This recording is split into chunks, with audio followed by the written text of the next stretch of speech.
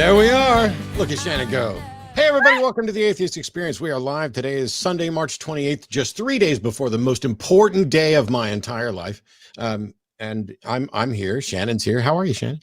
I'm good. I'm excited. Been a month. I'm ready. Hopefully this one is more productive than last time. Yeah. I mean, things have been hit or miss. And last week, of course, I got into it over photons when really that wasn't the issue at all. So we'll stay away from that today. And I was right, but I was also wrong, but I was right mostly. Anyway, welcome to the Atheist Experience. So for those of you watching us live on YouTube right now, if you look down below hand, there's that little donate link. And we'd like to point it out every single week because Google and YouTube take no money from that. It goes 100% of it goes directly to our nonprofit organization, helps promote this show and all of the other things that the ACA does as well. You can also get yourself some merchandise and become a member at the YouTube thing as well.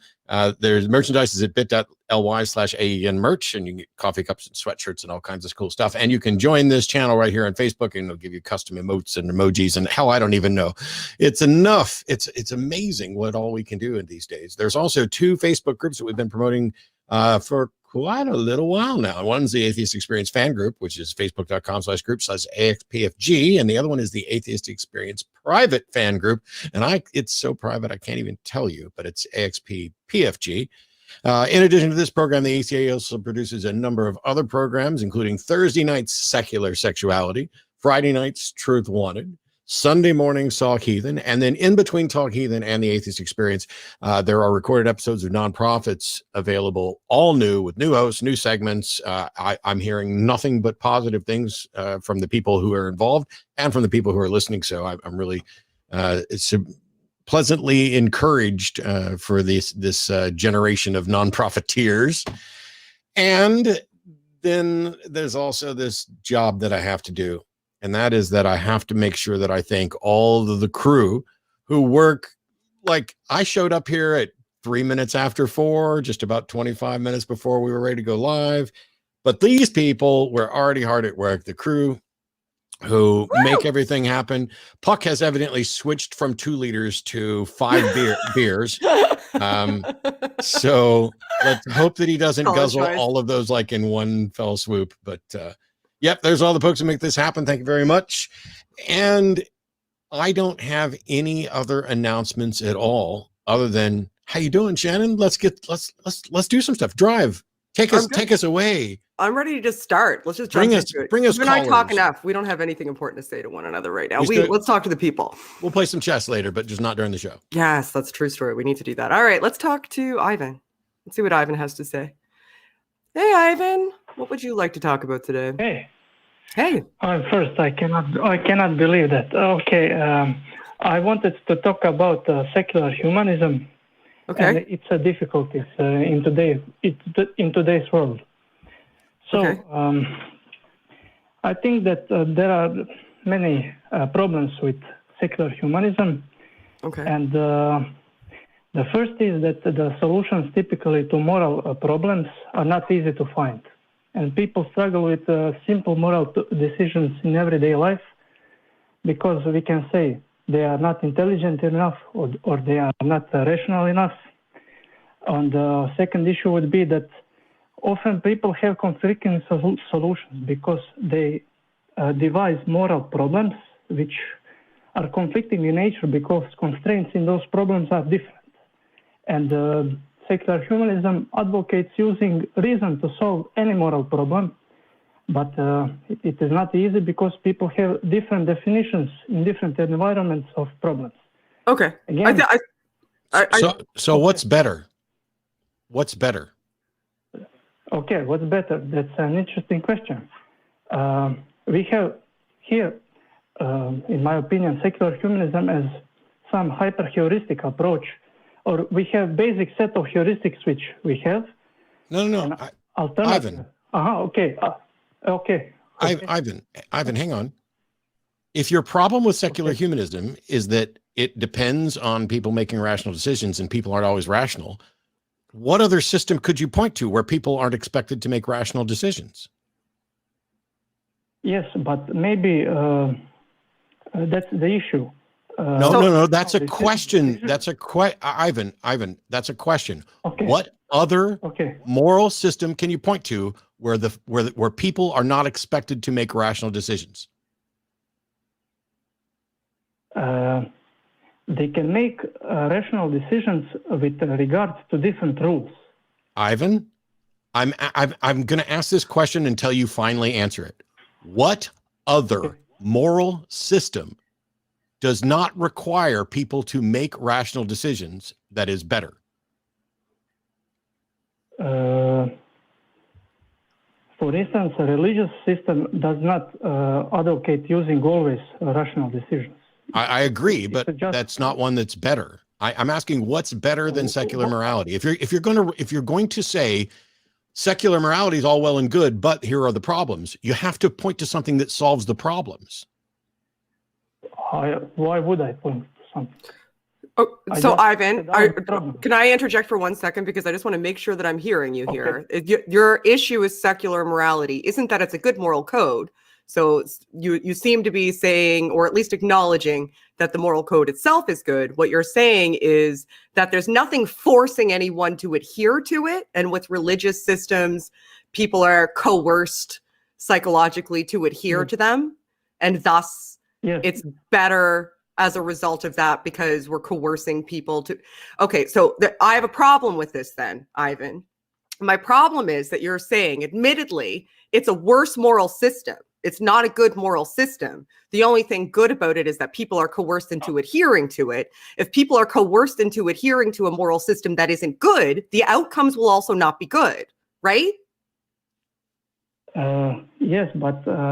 So you're advocating for a moral system that isn't good because people are coerced into adhering to it. Yeah, what you're doing is saying, because this is essentially the same thing, because children aren't always wise, the best course of action would be to lock them in the closet until they're adults, because that way you don't run any risk of them making bad decisions. I would not agree with that. Well, you're wrong. Because, let me just say this. This secular humanism... It's not a system of control, Ivan. I think that's your issue that you have with it, is that it isn't a system of control. And you're saying a system of control is better because people are coerced into forcing and adhering to a system of control. So irrespective of whether or not the moral system is itself something that's demonstrably... Well, one moment, I'm almost finished then, absolutely. So I just want to make it abundantly clear that that's what you're arguing for, and I want that to get through to you, is that you're arguing for this may not be the best moral system. It may not even be a good moral system. The good thing about it from my perspective is that people are more likely to adhere to it through coercion. So any moral system that you would sign off on, like, would you sign off on secular humanism if there was something about it that coerced people into adhering to it? Would that make it better to you if there was a coercive aspect that forced people to adhere to it? Or is your issue isn't with the system itself then? What's your criticism of actual sexual humanism? That's my religion. That's my religion that I made. Secular humanism. Like, can you look at secular humanism and say that you have a disagreement with it in principle? Okay. The problem, one of the problems is that, as I mentioned earlier, that you can find heuristics by reasoning, which are different depending on circumstances. And if you have two groups of people which have these different environments, they will derive different rules, and they will be willing to revise them. Ivan, if you that's called situational ethics, and I find it vastly superior to ethics that are not situational, because you could say, oh, is it bad to steal something or take something that doesn't belong to you? And as a general rule, yes, but there may be exceptions to that, where the most moral action you can take is to steal something that doesn't belong to you. We have to consider the situation. Why would you have a system that doesn't consider the situation? That's okay. But when you have two conflicting set of rules, which are based, people experience different situations in the same environment, let's say. And they devise rules by reason, which are conflicting, you know. And therefore they have an issue. Ivan, they cannot resolve. Ivan, you are not launching an objection to secular morality. You are launching an objection to all moral systems, because if two people look at the same holy book to try to figure out their morals and come to different results, you don't have any way to solve that. If two people look at two different holy books and try and come up with different answers, you don't have any way to solve that. If you follow one holy book and I don't follow any of them, you don't have any way to solve that. The problem you're pointing to of no way to resolve this is, first of all, not true. There are ways to resolve it. Secular humanism values principles of debate and data in order to try to change minds, whereas religions attempt to conquer and convert. But if you're going to object to secular humanism, you need an objection that is specific to secular humanism and that you can solve by appealing to another system. Okay. One problem which I can point out very easily is that in secular humanism, there is no immediate consequence of abandoning any rule. Sorry, what was that? No immediate consequence of what? Of abandoning any heuristic that you devised. For whatting the heuristic? Let's say you devised a set of rules. You do not experience any immediate consequence of abandoning such a rule. Of abandoning a rule? So first of all, a moral system isn't about the consequences. Consequences are imposed by the rest of us. There's no immediate consequence for me telling God to fuck off, but I'm pretty sure that most religions would consider that a problem. If I said, hey, God, fuck off. Look, I'm experiencing no consequences of that. And by the way, some religions would say that the sex that I've been having because I'm outside of marriage is immoral. But I can do it and I'm not experiencing any consequences. So once again, you have come up with a fictional problem that doesn't apply merely to secular humanism. Do you have any objection that applies specifically to secular humanism?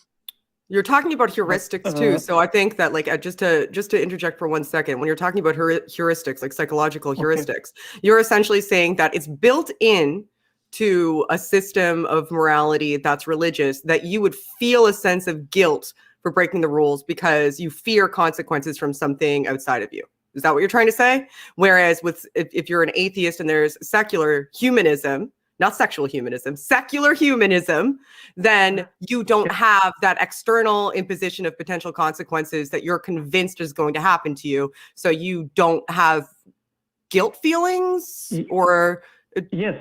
Yes, but it's much more that guilt feelings. Guilt feelings relate, I think, only to empathy or something. But you have... and you're not right about that with regard to heuristics, though, Ivan, or how human emotions work. And I still think you should answer Matt's question, because I think that honestly, I think the bulk of what your objection is that there's nothing forcing anybody to adhere to the system, but there's nothing... Like, I'm not adhere. There's nothing forcing me. I'm a human that exists. You can't force me to adhere to a religious moral system, right? Like, there's nothing forcing me to do it other than indoctrination into that system. So are you advocating for indoctrination into systems so that people will adhere to them? Like, how do you solve that problem for yourself? That's correct. Because it is. Secular, let me say, secular humanism does not offer a strong link between the system as itself and the result that it produces. Wrong, sir. Wrong. It provides a stronger connection than anything else. You can point to something that has a stronger connection between the consequences of an action and the goal of the system. Because that's all that matters in secular humanism, is what the consequences of an action do with respect to a goal. Yes, I agree, but... we're done with you. I'm tired of you agreeing and never answering the fucking question. Do you have a legitimate objection to secular humanism that is solved by pointing to some other system? I tried to... and you failed. But Ivan, I think we're going in circles. I think we're still going to be appealing to the same things in circles over and over and over again. Maybe listen back and formulate a little bit better and call us back again. I do appreciate talking to you, though. We have like a billion other callers waiting. If I can, just one more sentence. Last thing. No, one more. No, you don't get any more sentences. Okay, Ivan, we will let you go. Thank you. I think I appreciate you. Please give us a call back and we'll maybe talk about this again later after you've had a chance to kind of fully absorb what we're saying. Okay, thank you. Have a good day. Thank you. All right. Okay. I really think that the crux of what his objection is that there's nothing coercing people to adhere to the system, and that's bad. But then you open yourself up to like, how do you decide what's the best system to coerce people into adhering to? Like, who's in charge of that? That seems like a huge mistake. Anyway, all right, we'll go to the next one. We will talk to Jelmer. I'm hoping I'm pronouncing your name correctly. Hi, Jelmer. What would you like to talk about today? Hi, Matt. How are you doing? Hi. Good, thank you. Good, thanks. Yes, I'd like to talk about when you say that God either exists or he doesn't exist. I think it's a false dilemma. There's a third option, and that third option is that we're just discussing the true nature of reality, and it might be that reality is ontologically indeterminable. So, first of all, you can't. So, if the statement X exists and X does exist and X does not exist, that is a logical, true dichotomy, period. You can't just assert that there's a third option. Something either exists or it does not exist. Something either exists or it does not exist. That is a true dichotomy. You can't talk about whether or not it is determinable, because that's a separate issue. Whether or not something is whether or not something's existence is determinate or not is separate from whether it exists or not. So it is a true dichotomy. So in structure, it is a correct dichotomy. But there is a third option, and that no, there's not. There's not a third option in a true dichotomy. Are you denying that?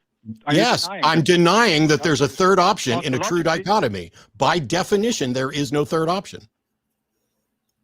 So the true nature of reality cannot be ontologically indeterminately. No, that's not what I'm saying. According to you. No, that's not what I'm saying. I'm not. I'm saying that something either exists or does not exist, and there is no other option. You're talking about something different. What is whether or not its nature is determinate or identifiable or not. If we're talking about the existence of a God, we're just speculating about the true nature of reality, correct? No, we're not. Is it defined or is it not defined? Is what defined or not defined? If we're talking about a God, first of all, we weren't talking. Is reality oh my God, inspired or not divinely inspired? It's a simple question. No, it's not a simple question. You're ignoring the fact that either a God exists or it does not exist. There is no other option. So, is reality divinely inspired or not? That's the question we are discussing. Is reality what? Are using divinely inspired? He's asking, wouldn't you have to know whether or not a God exists? I don't know whether or not it's divinely inspired or not, but oh my God, Jelmer, can I finish a fucking sentence? I don't know whether or not it is divinely inspired or not, but I do know that it must either be divinely inspired or not. The fact that we don't know what it is independent of what it is. Ontologically indeterminable. How do you exclude that it's ontologically? You're just wait. Okay, I think wait, Jelmer, 1 sec. I just like what I'm hearing you say. What, Jelmer? Goodbye. Oh my goodness. Goodbye, Jelmer. We're done with you. Oh my goodness. I guess because it seems like what he's saying is that he doesn't know the answer. Oh my gosh. Okay. For everything, it either exists or it doesn't exist. Now, what Jelmer's talking about is whether or not it can be determined whether or not it exists or not. And that is a completely separate issue. And whether it exists, if it exists, it may be impossible for us to determine that it exists. And if it doesn't exist, it may be impossible for us to determine that it exists. But it still either exists or it doesn't. That was intense. There's either there's a $100 bill in my wallet or there's not. But that's separate from whether or not you have any reason to believe there's a $100 bill in my wallet. That's Jelmer's confusion. Yeah, he's saying he's essentially saying there's no way to determine it. Thus, the dichotomy itself. Anyway, all right, off we go. Next one. That was fun. Okay, rolling. Jesus. Okay, let's talk to Peter. I can't wait to hear this. All right, hi Peter. What would you like to talk about today? Don't say dichotomies. Hi Matt. How are you? I'll answer that after you say hi to Shannon, who just spoke to you and welcomed you to the show. Yeah. How are you, Shannon, as well? Yeah.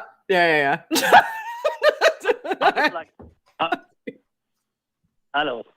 Yeah, I would like to talk about, the Truman. Can I go ahead? I'm sorry, what would you like to talk about? Yeah, I would like to talk about, the existence of God through the Holy Bible. Okie dokie. Go for it. Let's demonstrate it through the Holy Bible. Let's party. Let's go. I'm ready. Yeah, my body is ready. About, yeah. See, there has been, a lot of evidences for the existence of God in the Holy Bible that has not been, understood or discovered. That's what, my point I would like to discuss. I'm sorry. I want to make sure that we're clear. You're calling in because you think the Bible is evidence for God. No, the Bible is having, a lot of evidences for the existence of God. That's what I'm saying. The Bible has a lot of evidence for the existence of God. Okay, what evidence? Pick one. For example, like one. The word of Jesus Christ, you have a lot of evidences. For example, Jesus said, unless a man be born again, he cannot see the kingdom of God. So that's the word that can, having evidence you can. How do you know Jesus said that? Peter, how do you know Jesus said that? And how do you know it's true? Fine. Two good questions. See, the word itself indicates, there is evidences for the existence of God. And I know because this kind of words only God can speak. Nobody. That's bullshit. I can say that. I can say every word that's in the Bible. Me too. And Yeah, I can say other words. Saying words isn't evidence for anything. I'm sorry. So I would be happy for you to give actual evidence, Peter. But if all you're going to do is say the Bible proves the Bible, we can move on because that's never going to convince us. It shouldn't convince anybody. It is actually a fallacy. No.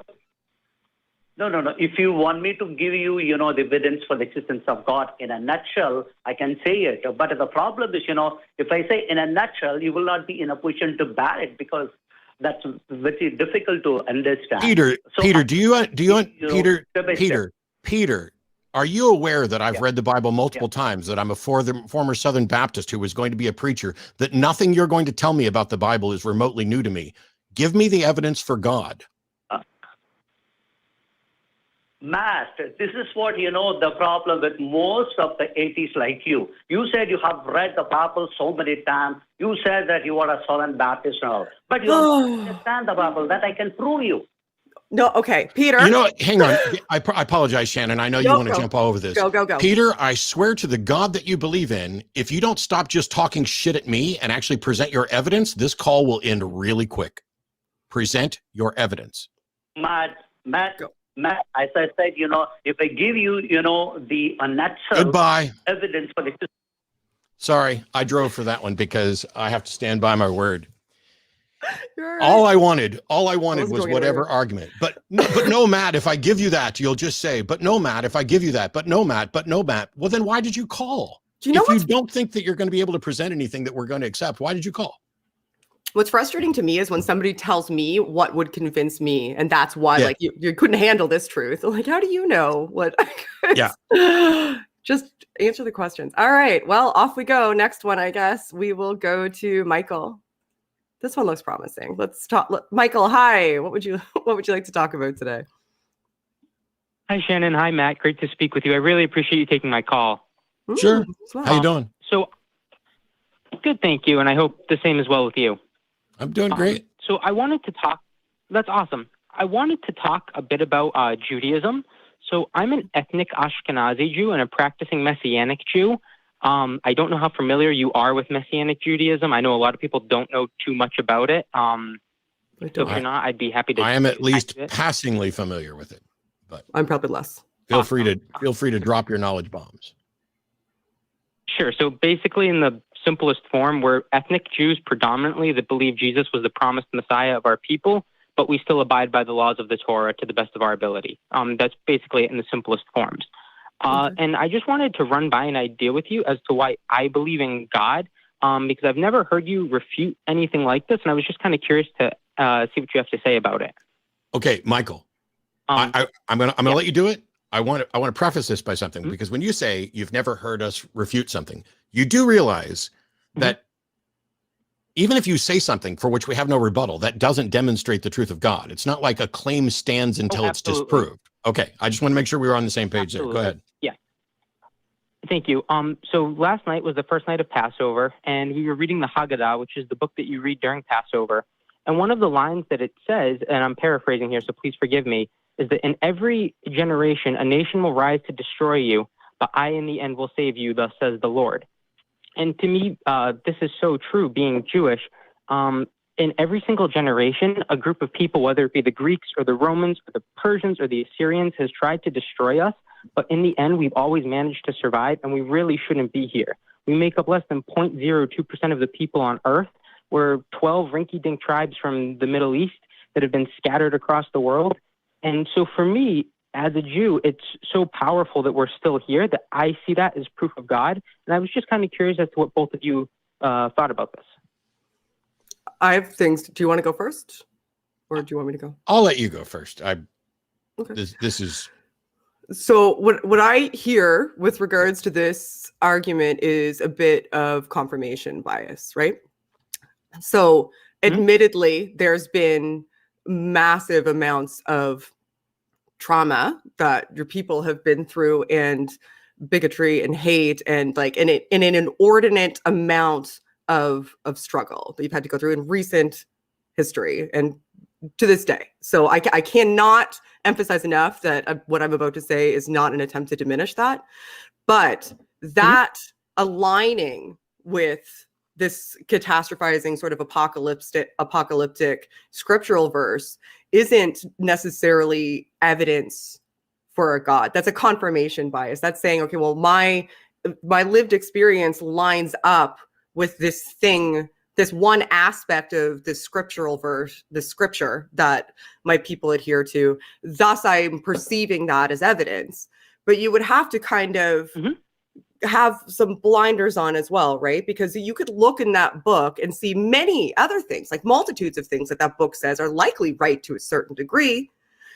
But that doesn't mean that everything in it holistically should be interpreted as being true.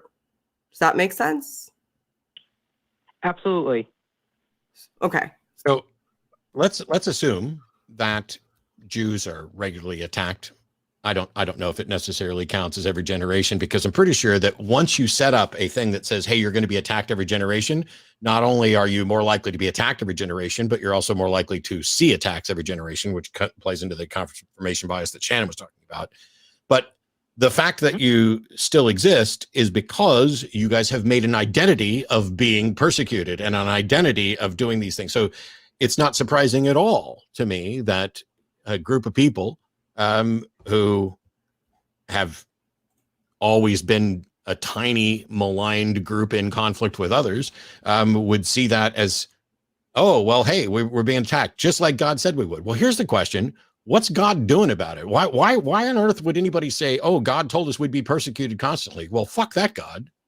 Let's go out and do something actually productive instead of sitting here whining about how we've been persecuted all the time. So could I respond to that? If that's all right Sure. with you? Yeah, of course. I mean, I just want to know where's God in all this, but go ahead. Yeah, absolutely. So I had a couple members of my family. My great-great-grandfather was in the Holocaust. He escaped, and he had numbers tattooed on his arm for the rest of his life. He was so ashamed of being Jewish, he wore long-sleeve shirts to cover the numbers. So that's unfortunate. My grandmother. I'm sorry. Thank you. I asked my grandmother, I said, where was God during the Holocaust? And she said to me, I don't think the right question is where is God, where is humanity? And I asked a rabbi about this, and he explained to me that the idea of being the chosen people doesn't mean that God favors us above any other people. what it means is that we were tasked with carrying this enormous burden of the Torah, and through this, we would face the most unusual persecutions. So that's kind of like, we look at it as our responsibility to suffer so we can bring light unto the other nations. We have a saying in Hebrew, Alleluia et Adonai kol alagoyim, praise the nations, praise the Lord, all ye nations. And we look at it as a privilege to carry that burden. Yeah, except, Michael, I didn't ask anything at all about how you look at it. I want to know why on earth seeing this sort of confirmation bias thing leads you to believe that the only reason a group of people who have been continuously, systematically maligned, who simultaneously are convinced that they are the special fucking chosen people, how is it that the only reasonable explanation for how that could be true is that God predicted it, and somehow God keeps this tiny little group of people persisting, when it seems to me that it's that tiny little group of people that keep that group of people persisting? Well, I mean, for me at least, and from the religious leaders that I speak to, it's our national identity, and it's our identity of calling ourselves Jews. I understand all that. I don't give a shit about that. I want to know why you reached the conclusion that the only explanation for this is that there's a God. Oh, I'm not saying that at all. I'm just saying this is one of the possible reasons why I believe in it. And I was just curious as to what both of you had to think about it. Oh, so you're just saying that this is something. So the reason that you called is because you wanted to hear our thoughts, because this is something that resonates with you. Are you in the process of potential deconstruction, and you wanted to hear alternate thoughts, or is this something that you yourself feel is a strong argument? So I was raised Catholic formally. Part of my family is Catholic, the other part is Jewish, and I returned to my Jewish roots a few years ago. And ever since then, I've been interested in hearing all perspectives. So it was kind of just, I wanted to hear what someone on the complete opposite end of the spectrum had to say about this. So is this an argument that is compelling to you, though? Like, you find this compelling? Like, if you like, all other things being equal, if you had not heard this argument before and somebody pointed out to you that there's a piece of scripture that said God says the Jewish people would be persecuted, would that be something that changed your perspective? Would you be like, oh, that is a reason to believe in this? Or were you already interested in it because you sorry, so just let me finish. Or were you already interested in it as a subject matter, specifically as it pertains to your heredity, and this was some sort of confirmation that you could hold on to? Because it seems to me, like, as somebody from the outside, like, when I look at that and it says God said Jewish people will be persecuted. Lots of people are persecuted. Like, lots of groups of people are persecuted. Historically, tribes of people persecute each other just as a point of fact. That's a thing that happens. So it wouldn't be an unreasonable prediction for any group to make about themselves or anybody else. So that's why it wouldn't be compelling to me. So I guess my question is, I'm wondering, outside of your heredity and personal interests and religious beliefs, why it would be something that's compelling to you. Well, and again, it would just come back to the amount of times that it's happened to the Jewish people. And also the fact that I believe it's Genesis chapter 12, don't quote me exactly, God says to Abraham, those that bless you will be blessed, and those that curse you will be cursed. And it seems that as we study history, I've cursed the Jews. Am I going to be cursed? Well, I don't think it happens on an individual level. Like, so he. Well, of course not, because that's convenient. Like, so you switched from being a Catholic to a Jew. And what was the reason? What was it that was enough evidence to switch you from Catholic to Jew? What was the tipping point evidence? Being of Jewish blood, I felt it was my burden to take up the Torah. Okay. Well, would you not agree that is an absolutely shitty reason to believe something? Because I was born into this particular line of heritage, I should believe what they believe. Yeah. I've got Anglican heredity. Does that mean that I should go reconvert to being an Anglican based on my family's heredity? Is that a good reason to adopt a belief system? Well, like, again, I still believed in, as a Messianic Jew, we still very much believe in God and the way Christians do. And that's not the question, though. I didn't ask if you were a hot mess. I asked what was enough to move you from being a Catholic to a Messianic Jew. And your answer was that, it's my heritage. And I asked, don't you realize that because it's your heritage is a really shitty reason to believe something? And you didn't answer. I apologize. I do not, because there's other like extenuating circumstances that also tie back into it. Oh, no. Is the fact that something is your heritage a good reason to believe it? Not in every instance. In certain instances. Not in any instance. Not in any instance. You don't. Why can you not be honest? It's really simple. You already tried to walk this back just a couple seconds ago when you talked about other things. So it wasn't just that it was your heritage. It was your heritage plus this, plus this, plus this, plus this. But I asked if it was your heritage, if that is enough alone to change somebody's mind. No, it is not. Right. So what was added to it that made you change your mind? That's all I'm trying to get to is you were a Catholic, which is already bad enough. And then you decided to change to being a Messianic Jew, which is a hot mess of confusion. But I want to know the reason, because if it's a good reason, I'll become a Messianic Jew. So again, I know you do not believe in Jesus, but from the writings that I read of Jesus, his teachings aligned more with Messianic Judaism than Catholicism, and that was also a major spark. So you begin by believing in Jesus, and then you interpret Jesus to fit what you find Jesus fits best. Is that a good way to determine what beliefs one should hold? Not by itself. No, not by itself. So where's the thing that makes this rational? Well, to me, it's all these things put together. Sorry, but the plural of anecdote isn't data. You don't get to add up a whole bunch of bad evidence and claim that it becomes good evidence. That's just not the way it works. So, I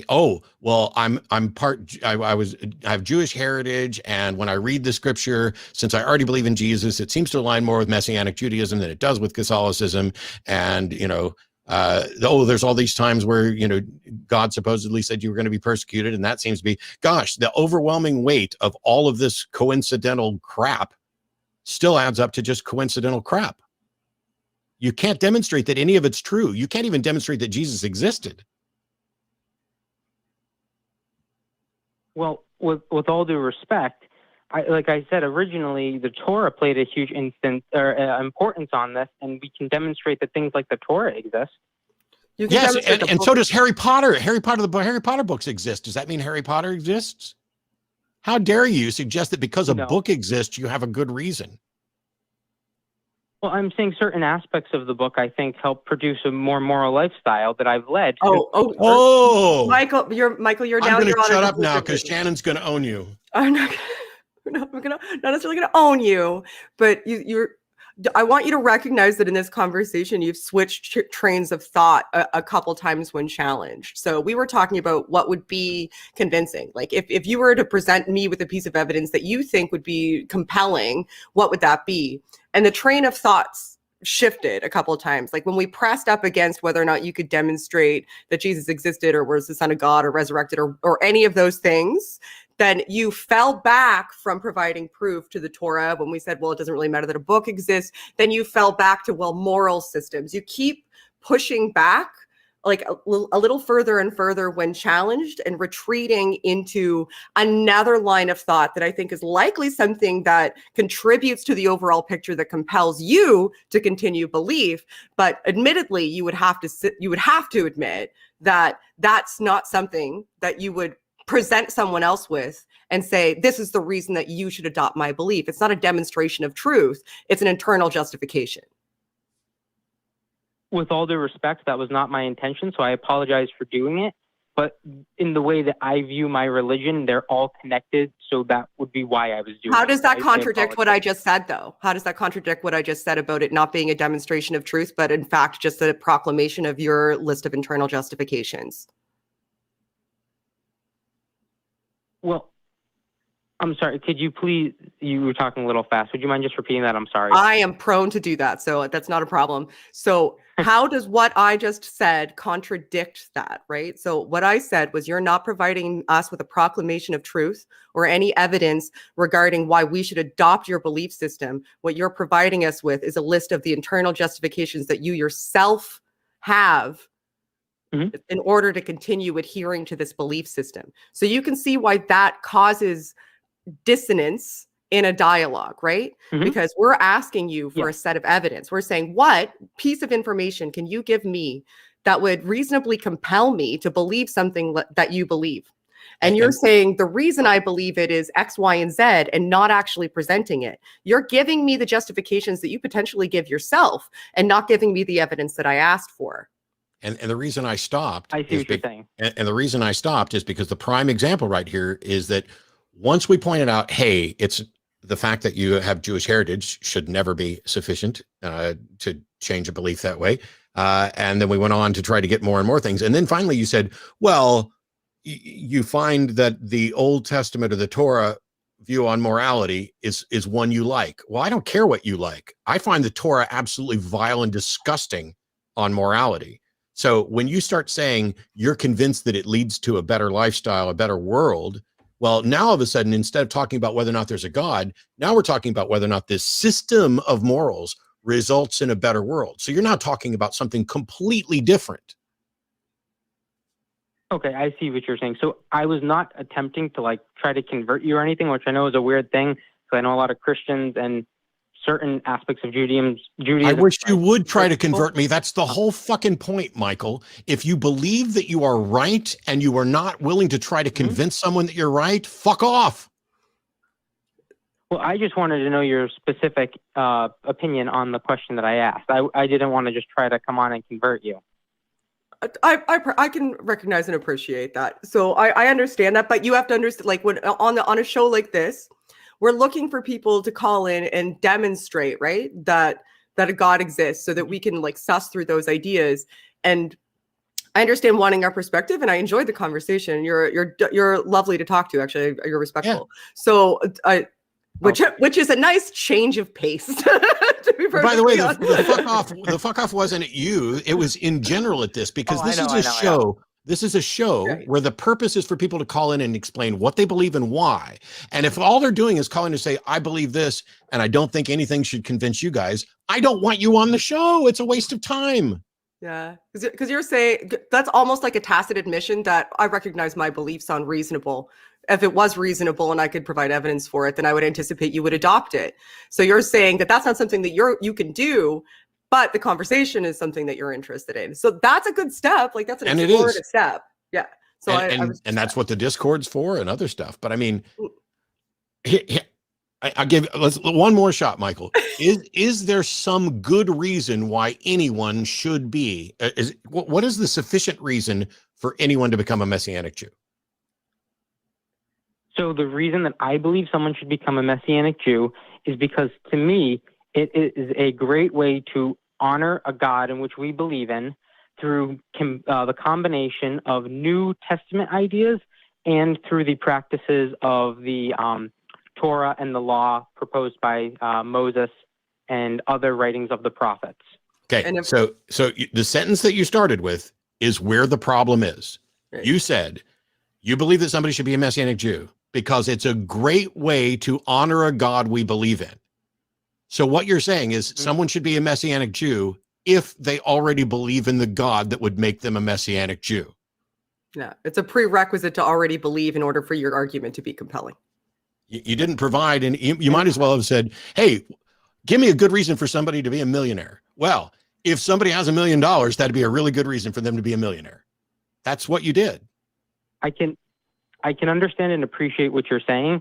And as you pointed out earlier, I am a little biased in this, as I was brought up in believing in God. So again, I don't want to waste any more time if someone else is on the line and can try to convince you, but that would be the best way that I could articulate this. Okay. I enjoyed this. I appreciate. I hope you call back sometime. I enjoyed this conversation, and sometimes I don't. I'd love to hear at some point a defense of a religion that doesn't ultimately boil down to a tautology. that, oh, well, I think the best reason to be a Christian is if you believe that Jesus Christ was Lord. I mean, well, of course, that'd be a really good reason to be a Christian, but you've kind of dumped it all into one bucket, you know. Right. Yeah. Okay, cool. I enjoyed the conversation. I hope you call back. And thank you, Michael. It was enjoyable. Yeah, all right. Thanks. I think the question we're constantly asking is, you know, give us a good reason to believe in God, not to act as if we believe in God, because that's what we're doing when you say, oh, what religion should you be? Hang on. Is there a God? Isn't that contingent on which God might exist? And so, hey, what's a good reason to be a Scientologist? Why, I think it would be a really good reason to be a Scientologist, because that is a good way to remove the body thetans from people who believe in Xenu, the intergalactic overlord. That is essentially what Michael just did. I saw where that was going, and I still almost spit out my tea. As soon as I hear thetans, I have an involvement. If I drink anymore, I'm going to pee my pants laughing later. All right. Okay. All right. I'm ready. My body is ready. We're going to talk to Bring Anthony. All right, Anthony. I think I'm ready for this conversation. I don't even know what it is. All right, Anthony. Let's party. What would you like to talk about today? Anthony. Hello. Hey. What would you like to talk about? Hello. I think agnosticism is more rational or evidence-based than either atheism or theism. Do you recognize, Anthony, that knowledge is a subset of belief? Knowledge is a subset. Yeah, like here's all the things you believe, and there's some set of those things that counts as knowledge. Well, wouldn't knowledge not be belief? It would be something that you know.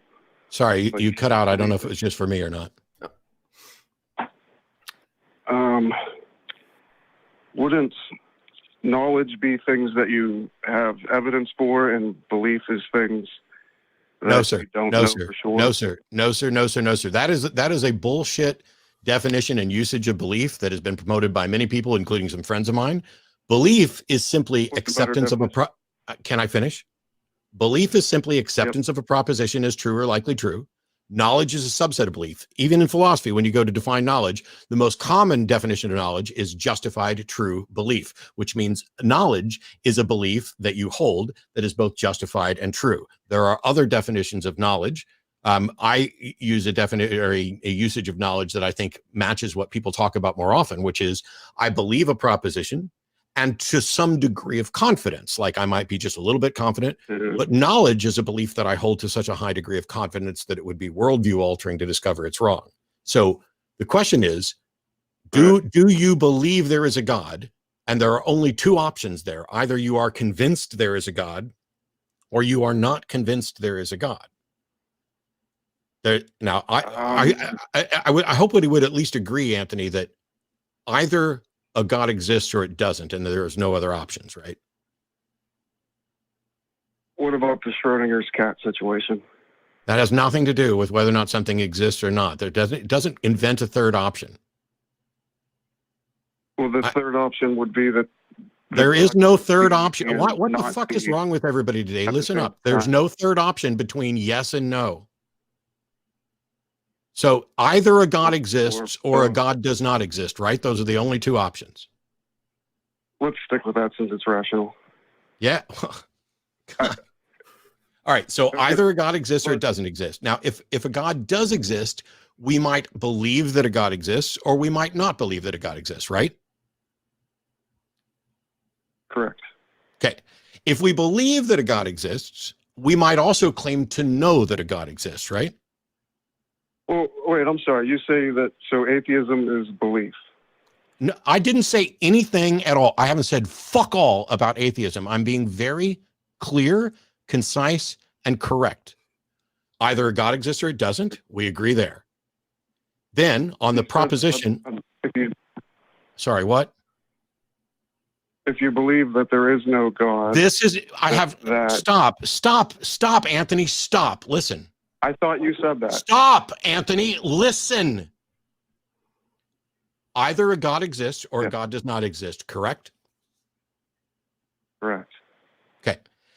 if we assume that a God exists, we might believe that that God exists, or we might not believe, right? Correct. Okay. If we believe that a God exists, we might claim to know that that God exists, right? You might. Yeah.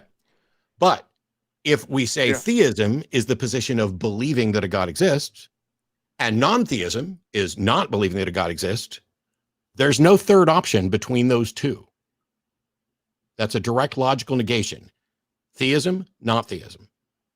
Existence, non-existence. Now, this is about what we believe. And so we can believe that about existence, and we can also believe that about non-existence, right? Like, I could believe that no gods exist. Sure. Yeah. So if theism is the position that you are convinced that a God exists, and atheism is the position you are not convinced that a God exists, there's no middle ground between those two. Agnosticism is a subcategory of one of them. Oh, the atheism. No, of theism. You can't have a non-knowledge, non-belief. Your definition of atheism sounds like my definition of agnosticism.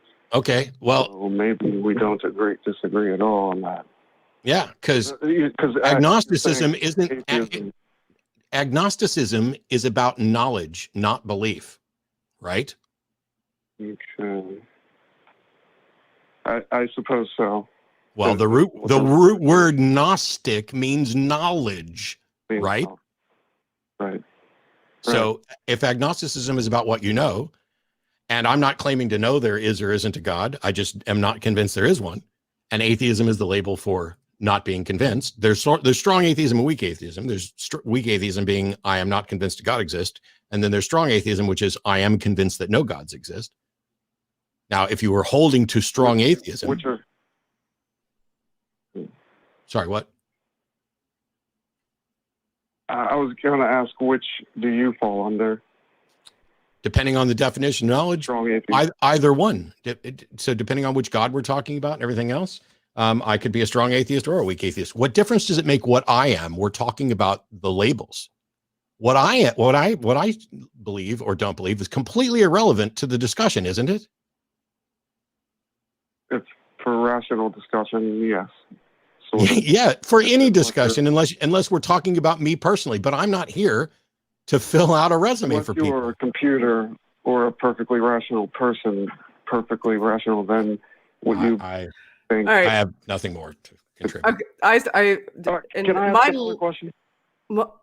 Sure, but I have to preface this by saying my least favorite thing to discuss is what labels people should adopt. Yes, that's why I jumped all over this to save Shannon, and now you're going to make Shannon suffer. I would rather jump off a building than talk about the definition. I'm aware of how much you hate this conversation. I hate it so much. Okay, sorry. Go ahead, Anthony. Go ahead. Well, I guess if atheism is defined the way you define it, then the name of your show is not immoral. Go away. But it's not immoral? Okay. Is not immoral? Hang on, Anthony, I want to make sure I heard that correctly. Did you just say that the name of our show is not immoral? Correct. What would make the name of a show immoral? This took a turn. If you said you knew there was no God, no. What would make it immoral? Because I don't think there is evidence that there is no God. What would make it immoral? Why can you not answer the fucking question ever? Well, just like if someone says that they have evidence for God, that could lead someone to live a certain way, that could be damaging to other people, that could be bad. If you say you have evidence for no God, you know what I have evidence? You know what I absolutely have evidence for? That no religious supernatural claim in the history of the world has ever been demonstrated to be true, despite the fact that there are millions upon millions upon millions of believers. I agree. Cool. So why on earth would you bring up something irrelevant like, well, at least the name of your show isn't immoral? Well, I'm interested again because that's Yeah, now you got you Shannon. pulled me back in. I didn't care before. Now you pulled me back in. So, are you said that what you said essentially is tantamount to saying that belief in God, non-belief in God, not believing in God, sorry, is immoral because it can lead to immoral acts. Like support that. Or saying that no God exists could lead to immoral acts. How do you support that? You seem to like the rational stuff, so support it. I'm not sure I can. Well, then why'd you say I it? could think of something. No, I'm losing Well, interest. if you know the truth and you base your life decisions and actions off of that, that is probably better than basing it off of a lie. Or Sure. if you don't know, then you should base your decisions off of the idea that you don't know. Wait, is your entire statement about the name of our show now just a statement? Well, at least you guys aren't a bunch of knowing liars. Well, I'm saying that you're not liars if your definition of atheism is that you don't know if you don't know that there's any evidence for God. If that's your definition, then that is, I actively don't think that it's even possible. I don't think that there is. I think I'm bordering on atheism. I don't think that when somebody says there is a God, I don't even think that that's a coherent sentence. There's no definition of what a God would even be that has any sort of internal consistency, and I think it's a logical impossibility. Go. that all might be very correct and good. Well, then You seem like you're contradicting yourself to me then, because you're saying that our show would only be moral if what I just said wasn't the case for some of us. And I'm on the show. So I just said that is the case for me. So, but based on what you said previously, that makes me immoral? Is what you said evidence for no God? Yes. It's evidence for God not even being possible. Because it's things would be. Mm-hmm. It depends very much on the definition of God. But I have no problem with what you're saying. Well, if there was a rational definition of God that was fully internally consistent, I would be forced to believe it rationally. Right. I don't think this leads perfectly into my other question. Okay. If I think that the universe has to be irrational. Can I ask a question? Whoa, where's happening? Where are we going? Can I ask a question, Anthony, that you probably might be offended by, or someone will? Okay. How fucking high are you right now? I'm dead sober. You're dead sober. Okay, because you're all over the place. Yeah, I might be insane, but. And it feels like, and there were people in chat that's like, this guy's high. And I was like, no, we shouldn't go jumping to that. But then you go immediately, you jumped from topic A to topic B. You started in with how agnosticism is the most rational. And then, well, maybe you guys have a different definition. Well, maybe it's this. And now we're on to something about the universe. So let's wrap this up. Go ahead. Okay. What's the thing? Well, if the universe is irrational, then rationality can't be used. How can the universe be irrational? Is a rock irrational? Is any actual thing irrational? Only concepts can be irrational. The universe isn't a concept. Maybe that's true. Maybe that's true. Are you suggesting that the universe might just be a concept?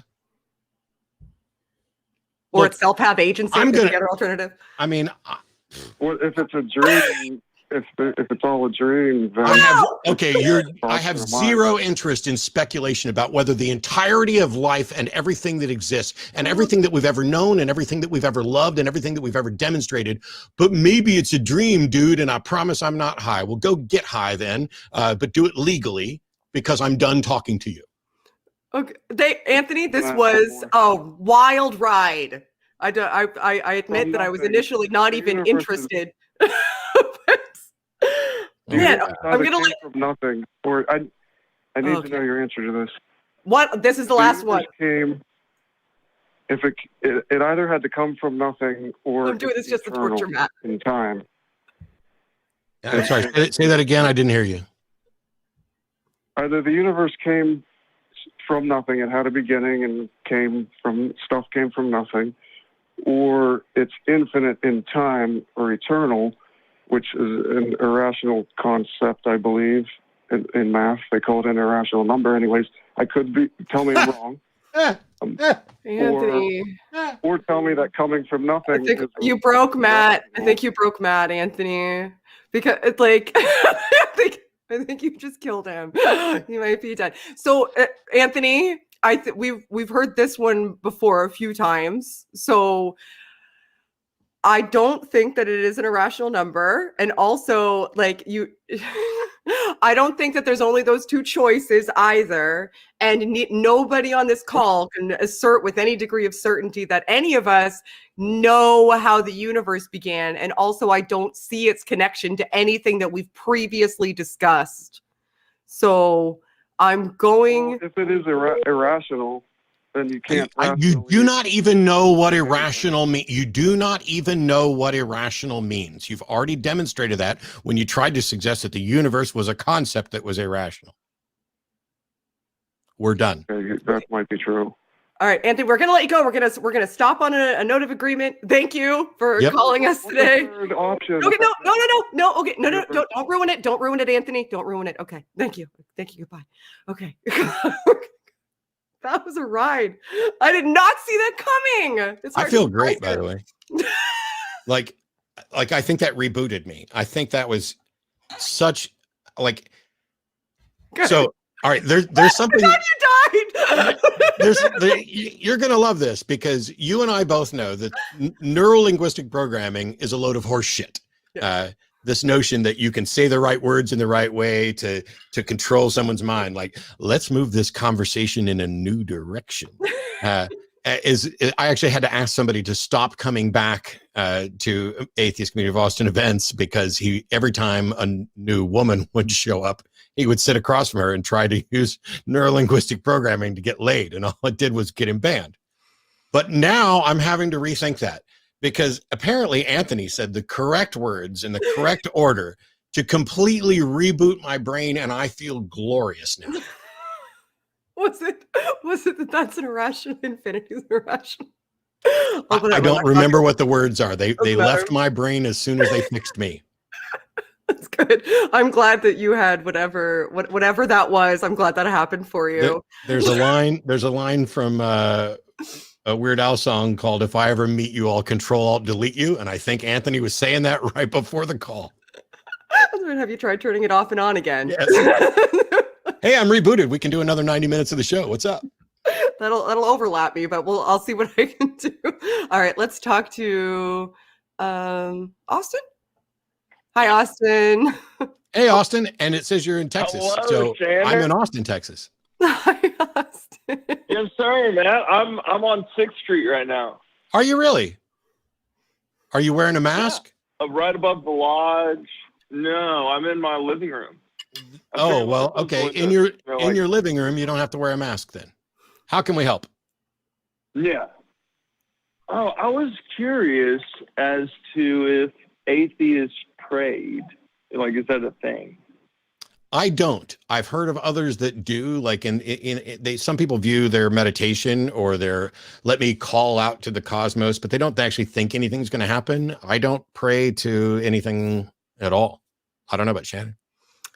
No, I engage in active introspection, which I think some people may see as similar. I think that's something that's important. And I sometimes meditate as well, because I think meditation and active introspection are important components to mental health. And some people might draw parallels to that in praying, but I am not sending a message outside of myself to anything in particular, or at least I do not think that I am, or that is not my intention at that time. So that's the line between what I do and praying, because to me, like, praying is sending a request or a message to something outside yourself. That's not something I do. That makes sense. Yeah, I got this new book. It's called On Becoming a Musical Mystical Bear, and it's all about prayer and what it is and what it is not. And I'm just the one aspect of religion I've always struggled with, but the other parts I really am a I think atheist is the offensive word that y'all like to use on the show to describe someone. Did you say offensive word? Yeah, or y'all theist? Not one of y'all. What's the? I'm sorry, you're breaking up just a little bit, so I missed it. So you think that theist is an offensive word? That's interesting to me. No, well, you know, neurolinguistically, the way it comes off sometimes. That's all. Okay. I'm saying I'm not. Okay. I feel like I'm a polar opposite of a non-believer. Okay, so that doesn't necessarily mean it's offensive. I am a Canadian.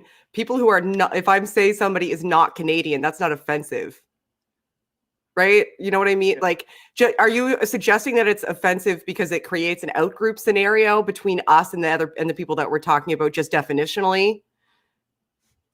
Like we're the ones that created the outgroup scenario. We didn't create the outgroup scenario. We're the minority. The people who are claiming that there's... So, Austin, is there a good reason to believe in a God? Yeah. There is? Is there a good reason? Yes. What is it? I mean... What is it?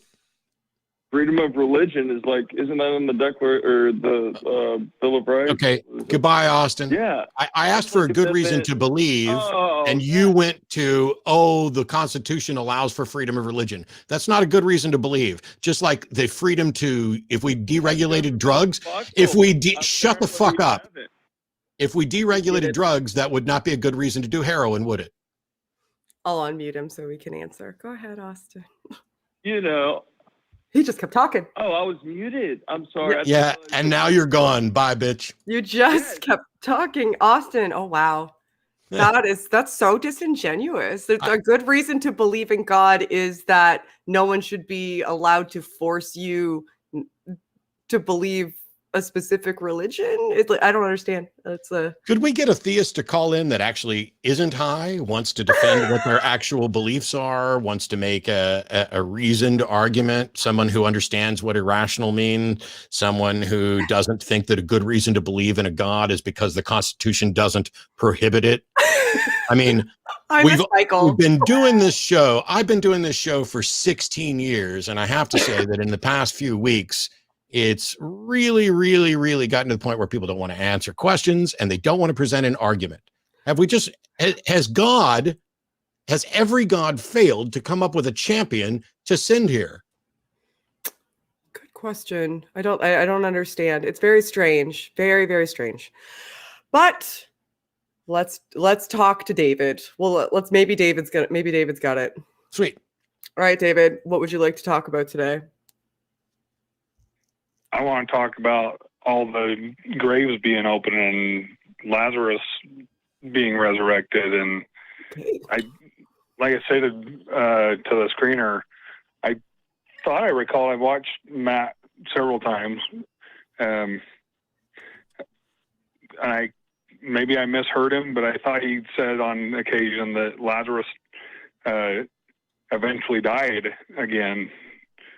Is that not true? Well, I don't know. I'm assuming that Lazarus died because, well, he's human. Well, not after he was resurrected. Wouldn't he be just as special as Jesus? Hang on. Whoa.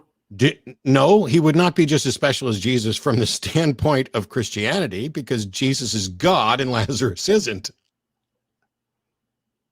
Jesus' specialness isn't because he was dead and came back. He's not special because he's a zombie. He's special because he's supposedly divine. Oh, so all the rest were zombies, and so eventually we killed them all. Well, wait. I need to stop both of you for a second to wrap my mind around the fact that we are talking like grown adults are talking right now about whether or not people in stories that resurrected from the dead live forever or eventually die. I just want to be clear that that's what we're talking about, right? That's what we're talking about. Okay. David called in to ask. David, you don't believe David, you don't. Do you believe anyone has ever resurrected from the dead? You personally, do you believe that that's a thing that happened? I do. So what are we doing? Why are you wasting time? I don't believe in the zombie apocalypse. Okay, then why are we here? What is happening? You know, I didn't host this show for 16 years just so you could call in and fuck off for a while. Because the story is that they wandered around Jerusalem and then you don't hear anything about them at all. I know that. I agree that that's interesting, that when the temple curtain was torn and supposedly a bunch of Jews got up and marched on Jerusalem, you don't hear anything else about them. They're not reported anywhere else. Yeah, cool. There's something in the Bible that's really fucking weird. There's lots of things in the Bible that are really weird, but there's not this notion that they didn't then die again. And all this stuff, and all of a sudden they just vanished. I don't think none of us think it happened to begin with. What you're doing, David, is kind of like saying, hey, David, what you're doing is kind of like saying, well, I don't think Jesus was magical. Maybe when he walked on water, he was walking on ice. No, why are you trying to come up with a solution to something that did not happen? I think all of us should talk about whether or not unicorns can have dreams. I think that's the next topic of conversation. They can't. Uniforms can't have dreams. Oh my gosh, this is bananas to me. Like, it doesn't. I'm going to let you go, David. There's other people waiting. Lost their horn. All right, fair enough. All right, David, you win. We're going to let you go. We're going to talk to the next. All right, have a good one. Bye. You too. Wow. Okay. Now we'll talk to Billy. Billy. Okay. Billy. This will be good though. This one, yeah, I have high hopes. I'm ready for some science. Yes, I love science. Let's talk, Billy. What's up? How you doing, Billy? What's up? Hey, Billy. Not bad. I'm tentatively excited, but also sad. What would you like to talk about, Billy? No. Hey, hang on. Let's all pause for a second. First of all, Billy, we are not going to hang all of the bad shit that's gone on in the rest of the show on your shoulders. So welcome to the show, Billy. You wanted to talk to us about intelligent design. Yay, it's Billy. Okay. I just reset too. Well, yeah, well, you've talked about how the genome is not really a code; it's just a metaphor. But I found like countless peer-reviewed articles that indicate that the genome is in fact a code. No, you didn't. Comprised of upwards of like. I did, and no, you didn't, Billy. Billy, you didn't because you didn't, Billy. Because if I can finish my sentence, there aren't peer-reviewed articles that say that the genome is a code from one intelligent mind to another. Yeah, that's not what I didn't say that. That's what it said. Right. So this is why I had to make this point. Because you said that I've noted that the genome isn't a code and that's metaphorical. And then you said you found peer-reviewed articles that suggest that it is a code. But when I say it's not a code, I mean it's not a code from one mind to another. And we use that as a metaphor because it conveys information. Oh, okay. See how easy this is when people actually let me finish? Go ahead. Right. I've also found simulated models that determine or that indicate that nature is not capable of sequencing a genome, no matter how much time. Not a functional genome. The sequence hypothesis.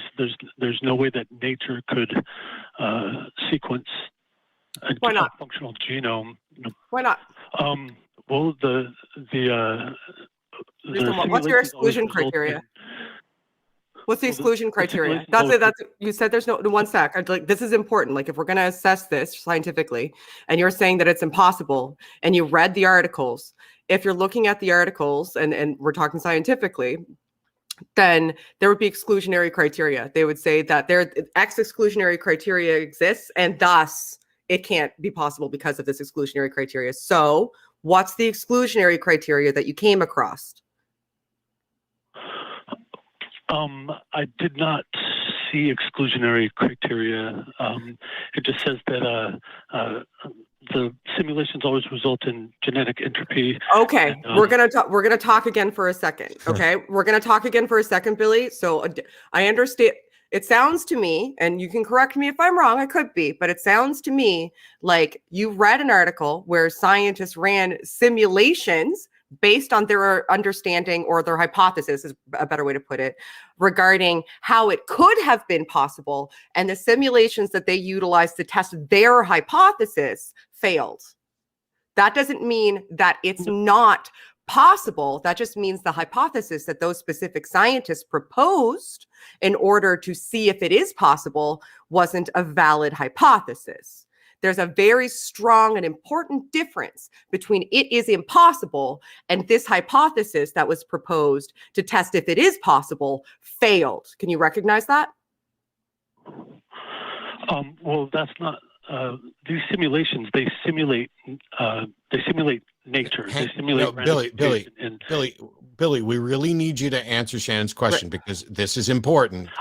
That there is a difference between we don't have a model that can do this and there is no model possible that can do this. Those two things are very different.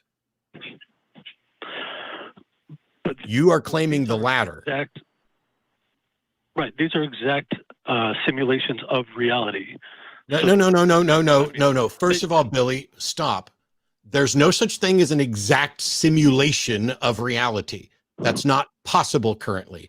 But we're asking you, do you understand the difference between, hey, each one of these proposed models has not been successful, that statement, and a separate statement, which is there is no possible model that would achieve this. Those are two different things. One is about what has been speculatively reviewed, and one is about hypothetically anything. And you are saying that there's no possible way. And I want to know where there's a peer-reviewed article that makes a universal declaration about models that have never been presented, because that should not happen in a science journal. Okay. Maybe I did misspeak. Maybe they didn't say that it's impossible, but there's been multiple simulations and they all come to the same conclusion. Right. So, and so that fundamentally changes your argument. Your argument originally was you read peer-reviewed scientific articles that showed that this isn't possible. And now your argument is you've read some articles and we haven't done it yet. So you're giving up and declaring it impossible. Well, no. It's just that multiple independent experiments have come to the So what? How long have we been doing this? I accept that. I accept that wholly. Absolutely. We haven't solved abiogenesis. We don't have a solution for abiogenesis yet, but that doesn't mean that there isn't one, right? Miller-Urey experiment's a good step in the right direction too. That's been repeated over and over and over and over again. And we show that we can get like amino acids. Yeah, we can get, we know that it can happen. We just don't know how it happened. But the fact that we keep failing to show how it happened doesn't mean it didn't happen, right? Yeah. Or how they come together. Us not knowing, and we've only been a scientific species for a very brief amount of the history of the entire universe. It's an unrealistic expectation on every conceivable level that we would know the source of all life in the universe. To think, I understand the desire to want to know it, but continuously looking towards science's attempt to try to figure it out and seeing those failures as evidence that it is the insert God here is a huge mistake, because you are closing yourself up. You're giving yourself a constraint. You're saying that these failed attempts mean it's impossible. That's a huge mistake. Because if you're saying that if everybody else adopted that attitude, could you imagine a failed attempt meaning impossibility? Yeah. We would give up. We wouldn't have solved anything. We would never solve anything. Well, it wasn't a failed. What's worse? Failed attempt, though. What's worse was successful. Sorry. What was successful? What's worse is even if science could somehow show that it's not possible for the genome to arrive through known materialistic mechanisms, that doesn't in any way prove there's a God. That requires its own proof. You don't just have a God win by default. That's called an argument from ignorance. That's a fallacy.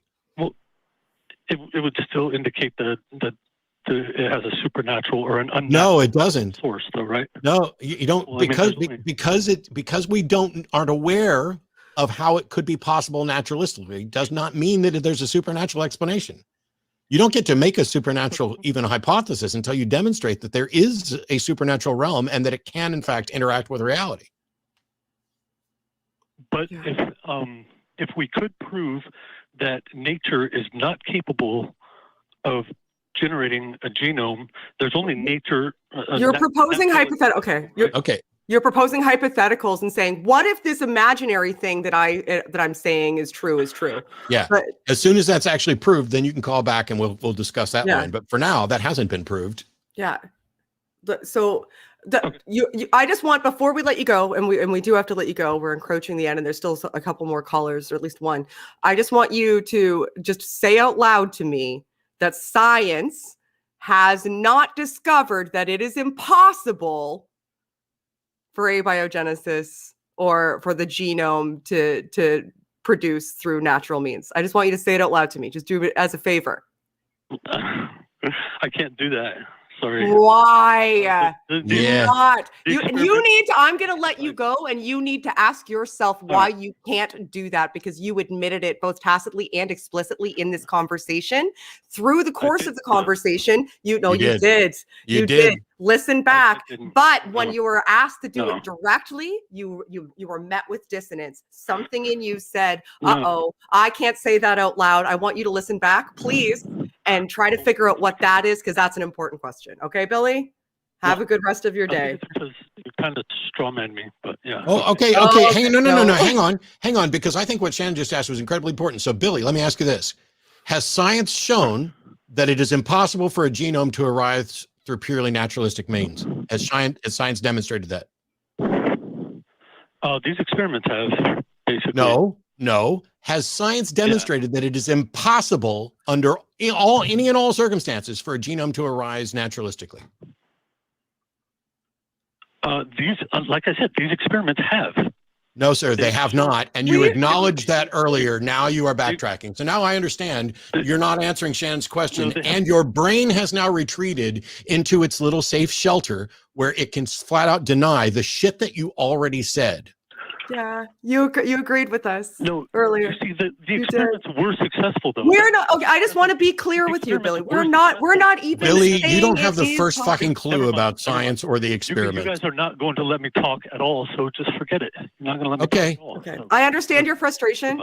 I understand your frustration, and I understand the emotional reaction. Hopefully, you'll call back some other time. I'm going to let you go. Have a good rest of your weekend. Yeah. That's okay. Yeah. I love asking questions like that, because it elicits an emotional response, because it puts you face to face, right? Because we weren't even saying that it is possible. We were just saying, can you admit it's not impossible?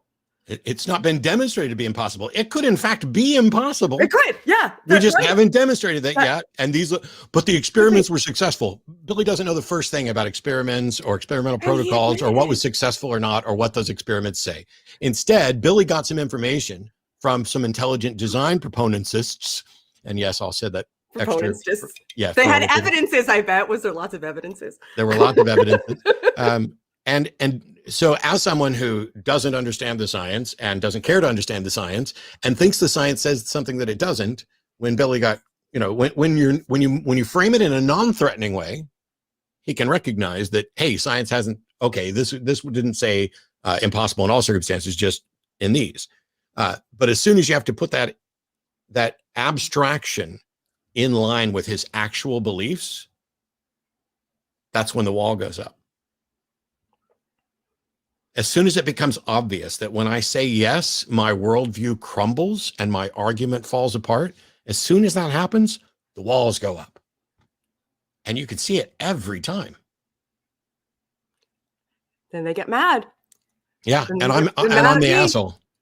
For asking the question. I wasn't trying to straw man him. I wasn't even saying it was his position. I was saying that he just affirmed that science hasn't currently proved it's impossible, and he affirmed it. I just asked him to say it out loud explicitly, and that went.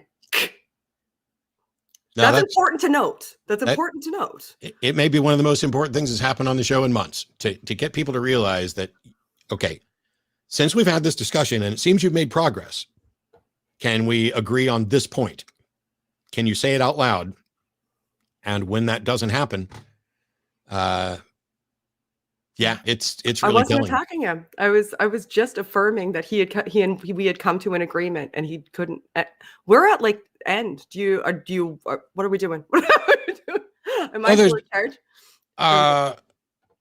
There's one more. Okay. Yes, we can one or take two one more. more. I can go a little over. I don't want to go too much over because I know you got another. I do. I have to go. I have to go to another show. Okay, so let's take Rae. Let's take Rae. I want to talk to Rae. Okay. Rae's been waiting a long time. Hi, Rae. Hi there. Hi, Rae. I very much want to talk to you. Hi, I'm glad. Hi, Matt. Hi. Hi. Welcome back. I'm so glad. I'm so glad to finally have a chance to talk back with you, Matt. We talked just a while ago. We were on with Jenna that time, and I discussed to you about my son having autism and the family trying to get him into the good old Christian business. Right. Well, I have an update on that. I took your advice and the advice of my therapist, just setting those boundaries. And since I've done that, my relationship with my mom has gotten much better. We don't talk about God, etc. But seeing my therapist has really kind of helped me parse out some things about my past. However, her neighbor, who has been her neighbor since my childhood, she she would constantly talk to me about, about Christ and all that. She has since I was younger. And things sort of came to a head when she was starting to pressure me, like to return to the church recently. And it kind of forced my hand to come out to her. And the thing is, the reason why I came out to her was hoping to get her and her husband off my back. Well, this was like a couple months ago, but then she sent me a letter, and it was something in that letter that kind of triggered me because I had a lot of dad issues. And the thing that she said to me is, it was a long letter, but I'm just going to read this little snippet. She says, you said that you just believe in being good, and that's good, but it's not good enough. And then she says, you need to have a connection, a relationship with an all power and greater one than yourself. Your human limitations do not compare to who he is and all that. So all about the Father. Okay. So, then she gave me John 3:16. And, I actually started crying because I was actually mourning her more than anything. And the reason why is because, I think I shared a little snippet last time about my childhood, but I'll refresh your memory. My mom gave me up at 5, and my dad had visitation, but he just would drift off and just slowly just stop visiting. And so I eventually went into the system, went fully into the system, and then even during that time, I would experience verbal, physical abuse, like including neglect, battery, even some molestation, and bouncing from place to place. I was finally adopted at 10. And I'm here today mostly because of that, because I was suicidal at 9.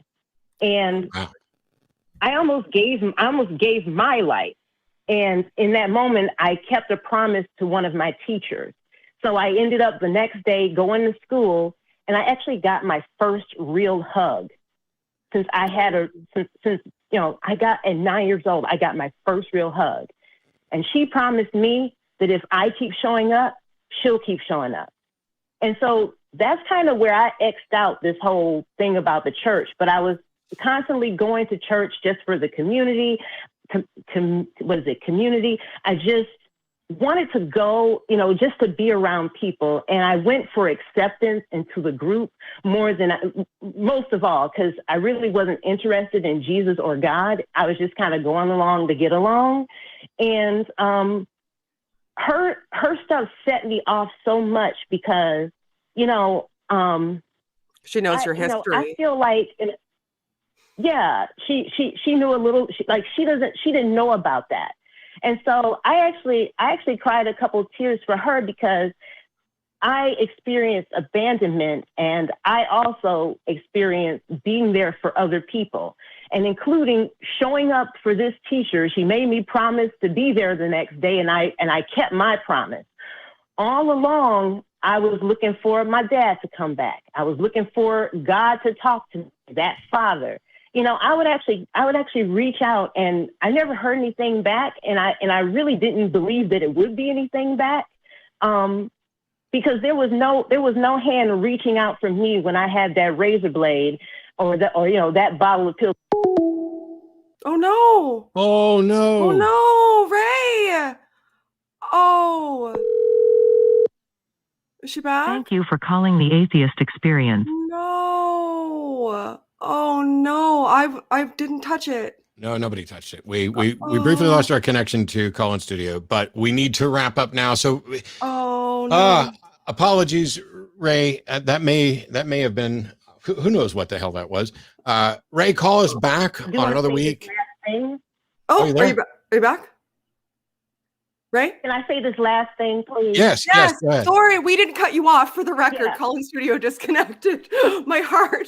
Yeah, sorry, last thing. We do have to wrap up. But I do want to say this, and I kind of see this like this, and I may sound crazy, but the first Christian was Jesus, and he never got, he was in the Garden of Gethsemane. He went out into the desert, like drugged himself and all kinds of that, and he was hallucinating. Well, when he was praying, he bled blood, and nothing called back out to him. If you read in the passage, he was just talking to himself. And then when he's up on the cross, he's like, why have you forsaken me? He still didn't hear anything. So my thing is, look, if he faced all this abandonment and still didn't hear any answers, if that's not giving anybody a clue as to the fact that God ain't saying nothing to any of us, I don't understand if there's any other indication of that. I know that's what I feel. So anyway, that's all. I tell you what, Ray, call me back another week. I want to talk to you because it's really interesting so what happened with you is similar to what happened to me in that my mom wrote me letters and emails, but it's always strange. And I'll point this out because I know Shannon's going to want to go off on this and explain it in much more detail. I told my mom to never send me another thing in the mail. Everything that comes in the mail from her will go directly into the trash because of my 50th birthday card, but also because that is one-way communication. That is, let me talk at you without any sort of, and it's like, oh, well, you could write a letter back. Yes, we could pretend like we still live in 1352 and we could try and communicate like that, or we could talk to each other as human beings. You're my mother, I'm your son. Let's have a fucking conversation. Yeah. But the letters annoy me. That's to a certain degree valid. I think it depends on how it's used. Like, I'm not like poo-pooing letters as correspondence generally, sometimes but they're great. Yeah, but it also is a way to ensure that you have a captive audience that can't question anything that you're saying directly to you or derail you from your intended message. It's good in that you get all your points across without being interrupted, for example, by me, who is famous for interrupting people, even though I think most of the time I have a really good reason. No. Sorry. But if it's being used to preach at and have a captive audience, I find that rather awful. Yeah. And Ray, I'm so sorry you got disconnected, and I'm sorry that we have to let you go now. And I thank you. I'm glad that we got to your call. I wanted to make sure that we heard the follow-up because I was following your story. So thank you so much for calling back and giving us the update. We always appreciate that. And thank you for sharing. You may not realize it, but there's other people who hear you right now and may have similar experiences or draw parallels to components of your story who you are helping by sharing that story. And I'm glad God ain't gonna show up for us. We got to show up for each other. Absolutely. Right. That is the best way to end this. That's the best end of this show that I think we've had of late. So I agree. Thank you so much, Ray. Have a good weekend. And let's all do what we can to show up for each other. That's what humanism is about. If you set aside all the bickering about what goes in Humanist Manifesto 1 or 2 or 3 or anything else, at the end of the day, what secular humanism is advocating, unlike what the caller at the beginning of the show put forward, is not a moral system where we have the answers to everything.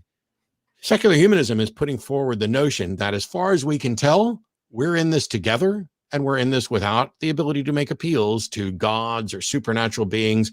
They're not going to intervene on our behalf. There's no evidence that they exist at all. If they want to intervene on our behalf, cool, show up, do something. But in the meantime, I need to give you a hand. You need to give me a hand. Shannon and I need to work together to make sure that whoever we're talking to understands what we're doing. And we as an entire community need to make sure we're following health and safety guidelines, because despite the fact that we're doing really good on getting vaccines out, there was actually a spike in the number of infections because we have idiotic governors like the ones in Texas and Mississippi and Florida.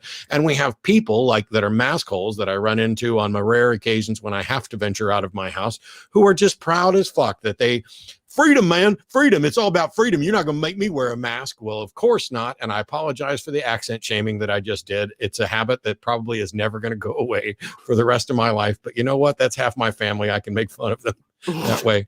In the meantime, take care of yourself. Tune back in next week. There'll be other people here ready to take your calls and engage with you. Please be safe. We'll see you then. Bye-bye.